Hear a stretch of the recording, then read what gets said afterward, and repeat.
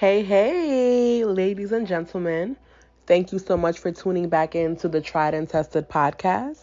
This is a dating and relationship show where we talk about everything is that a word? In the realms of dating and relationships. The questions that we have, the experiences that we've been through, the stories that we hear, relationships with, friends, family, coworkers, all of that. I have a good story about my coworker. I'm gonna come back with that. But today, we are talking about the rules of dating. Um, I'm not really sure there's such a thing. Like I feel like there's probably like no handbook, or maybe there is, to tell you like how to date the right way. But I feel like there probably isn't a handbook, because I feel like that even with the terminology these days, with like what dating is, some people feel like dating is you're in a relationship with somebody, like we're together, we're dating, and then some people feel like dating is specifically getting to know someone and going out on dates with them. Like simply like that's what we do. We're trying to see where things are gonna go. We're not together. We enjoy each other's companies. We're friends. And we just kind of go out and we hang out and we're trying to see what happens next. So yeah, that's pretty much what we're gonna be talking about today. So what are the rules of that? Um and I guess what are the privileges of that? When you're not in a relationship, I think that some people don't care and they just act the same way they would in a relationship, which I think is wrong. I think that you have to give people access to you in parts. You can't just meet someone today and think like, oh my God, he's so cute or she's so beautiful, and then just start doing everything you would with your girlfriend or your boyfriend. Because I think that people do that, but I think it leads to a lot of heartbreak. It leads to a lot of pain. A lot of issues can come from it. So yeah. So first things first, for me at least, and of course, I want to add that dating, of course, is different for every age group, right? And I would say every age group, every 5 years.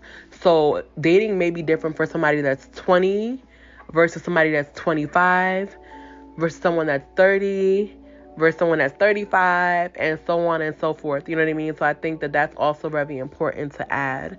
But yeah, so I think that first and foremost with dating, I always believe that identifying what is physically happening is best.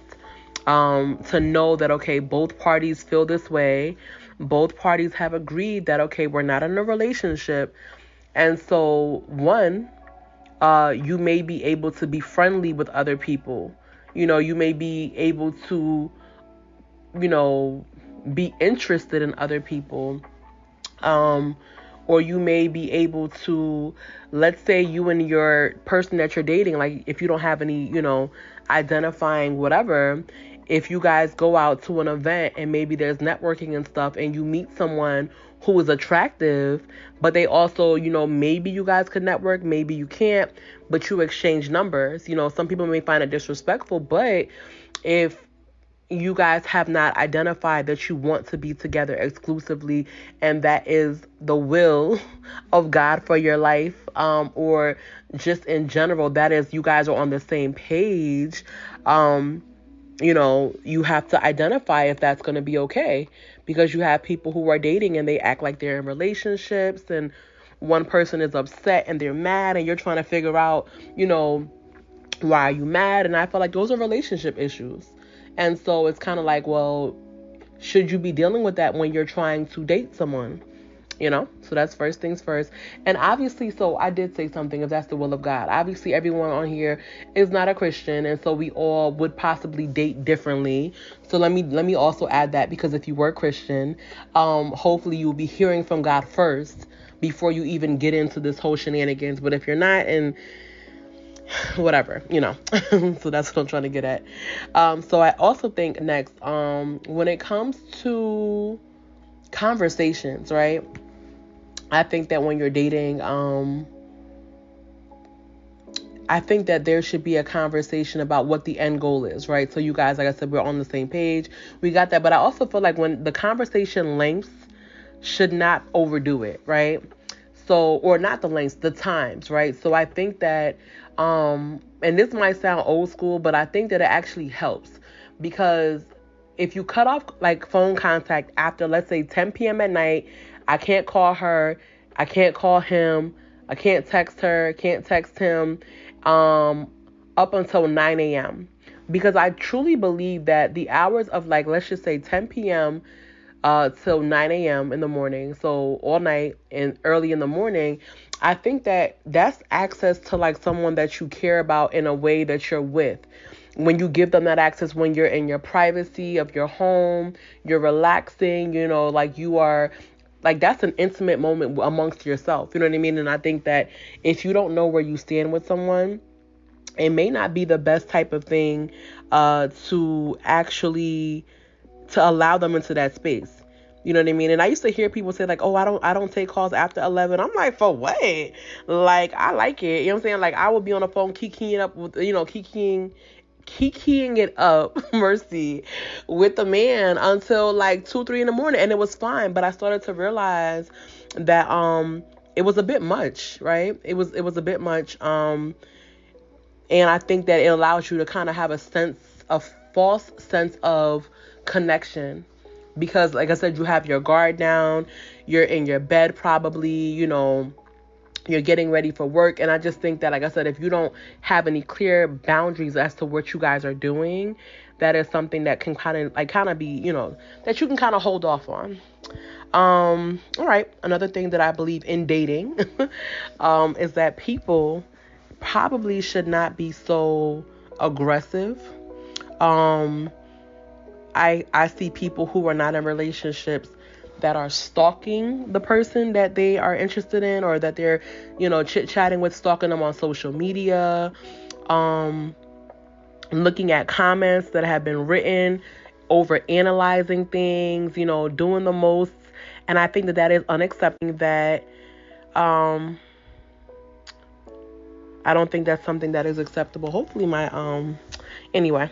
Yeah, so I think that people have to kind of just take it easy. Take it a little bit easy. I'm saying, like, don't do too much. Don't get too carried away. It should be a fun time. It shouldn't be something that's like super, it makes you anxious. It makes you paranoid. If you have trust issues and they're showing up already, this is not the time for you to be dating anybody. And so that's definitely one thing I feel like should not be happening. You guys should not be fighting. That's not cute. You shouldn't be, just doing too much. I don't think so. Yeah.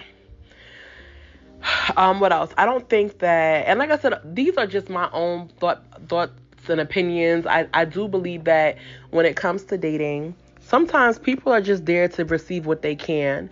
Sometimes people are out there because they're emotionally damaged. Somebody broke their heart. They're lonely. They miss their ex. And they're just out there wasting your time, in all honesty. Like, there's nothing else. They're just, there to, like I said, waste your time altogether. But if you guys are indeed actually, really trying to aim towards something, like I said, these are just tips and things that I have. I think if you're just dating, I don't think that you should be posting pictures on social media together. I don't think that you should be making it seem like you have someone when you guys haven't actually fulfilled the, whatever the word is, for you guys to actually be together. Like, you haven't actually made it official. And it's the same thing to me, like when I see people who are just boyfriend and girlfriend, and they're buying houses together, they're buying property together, they're starting businesses together. Like, these kind of things, you don't want to kind of do permanent things for a temporary situation, because you don't know what's going to happen. So I think that, yes, it might be exciting because you found someone new, but I think that you probably should just take it a little bit easy.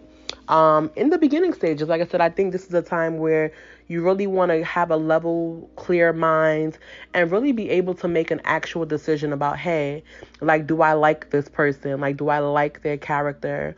Is it somebody that I really can see myself with? You know what I mean? I think that in dating, you should put your best foot forward, but you should also really, you should be honest, be your true self. I feel like people can really get carried away and be fake. okay, because they want someone to like them so bad. So they're trying to find out what kind of person does he like, what kind of man does she like, and then you use that as a way to kind of be someone that you're not. And it's like, one, that's stressful, it's tiring, it's a bit much, you know what I mean? um yeah, so I think, like, and I probably will come back with a part 2 for this, but those are some tips and things that I would say are some of my rules for dating in this day and age. So yeah, let me know what you think. Yeah, wait, I can't even speak. You guys can DM me if you have any questions, or if you want to be on the podcast, or if you have any topics you want to hear about. Thank you so much for tuning in, and adios.